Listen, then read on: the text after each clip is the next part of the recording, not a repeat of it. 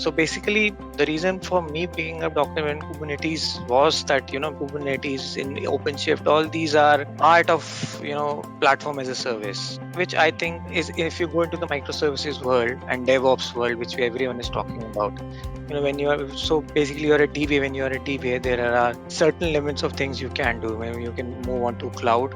Okay, I did OCI and everything. And the next thing, as per my understanding or my research or my talking to people, what I understood is, microservices definitely is the next thing, right?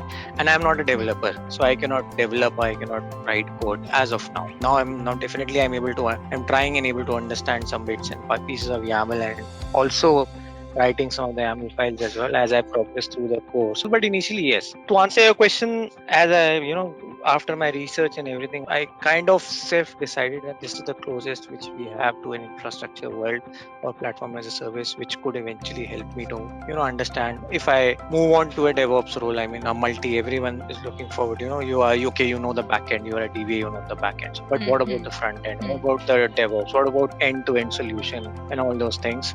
So of course, DevOps, I cannot do the development part.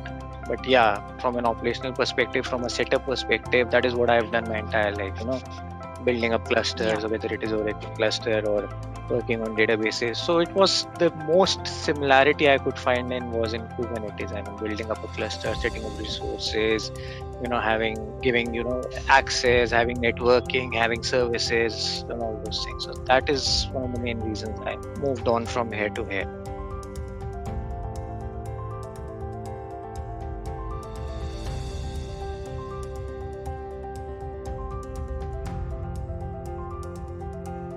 I was already a part of OCI batch. Kubernetes was introduced, I automatically got an email, right? I get all the email notifications of the current and the new courses, whether it is Azure, AWS. Yeah, so similarly, I got notification for CKA as well. And I was knowing a bit about Kubernetes and the role of its infrastructure, the cluster and everything, only a bit of it. So I was thinking of actually starting to learn and study about it. But in the meantime, when I was actually planning to do that last year, so I got this notification from K21 and I thought I'll enroll. So, that's a much better way.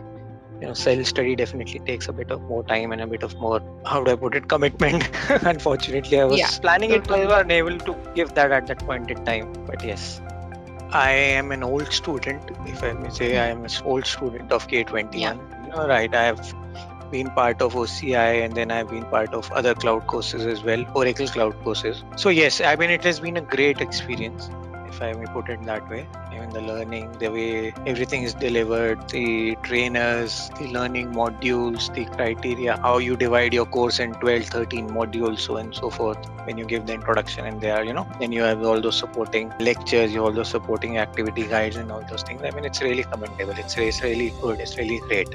I've seen lots and lots of courses, but yeah, the structure, the delivery and everything is really nice. And that's the reason, as I said, that's the reason I was part of one course and I moved on to the other one, which as I've already explained, which I thought, was useful to me, being in the back-end support and being in the infrastructure side of it. Yeah, so it's been really nice. And, as part of the Oracle free certifications, which they offered in 2020, and, as part of the support we got from after going through OCI courses, so I was able to do the OCI certifications as well, after going through courses and the activity guides and all those things. And then now I moved on to Kubernetes and planning to do CKA, and eventually I'm also planning to do CKS. Yeah, I've gone through hands-on lab, I've gone through activity guides, I've gone through practice questions. Main thing which I'm currently working on is my speed, because it's purely, lab environment exam. It's not a multiple choice question, so yeah.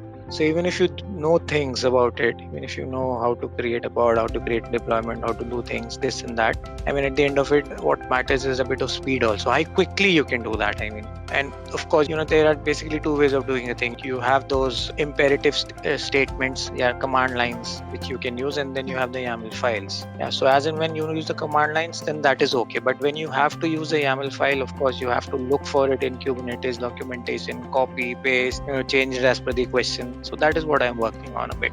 Hands-on lab definitely helping us. It's a great contribution because, as I said, it's not a multiple choice question exam, right? So you need to practice everything, and of course, being new to Kubernetes and a new student, you need to have some direction as to what you really need to practice. There's one way to say it, you need to practice. Then the other question comes in, okay, what I really need to practice, if I go into a deployment, what I need to do about the deployment. If I'm doing about creating a pod or creating a services or any associated things, what is that exactly I need to do? And I think the other thing which the labs and the questions help us, they give you an idea, I think. If not an exact, but I would say at least a 40, 50, 60% idea as to what you can expect from the exam, what kind of questions you can expect from the exam, what kind of setup you can expect in the exam. So, that really helps. Yeah, it's not theoretical. You have to have that practice in place.